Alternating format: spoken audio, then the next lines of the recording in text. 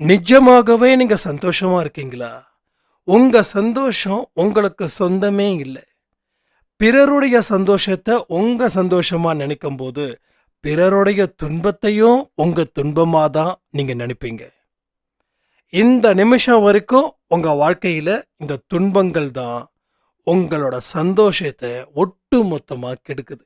ஆனா சந்தோஷம் தரக்கூடிய செய்திகளோட தான் இந்த பதிவில எல்லா விஷயமும் அடங்கியிருக்குது.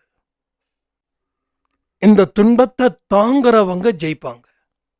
துன்பத்த தாங்காதவங்க இதுல இருந்து விடுபடுவாங்க. ஓடி போயிடுவாங்க. தோத்து போயிடுவாங்க. ஒண்ணே ஒண்ணு சொல்றேன்.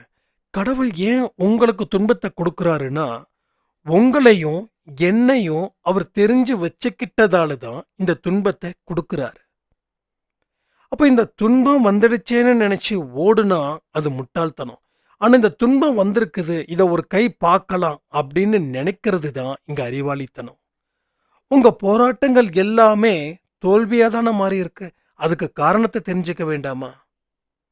பல விஷயங்கள் இந்த பதிவுல நிச்சயமா இருக்குது.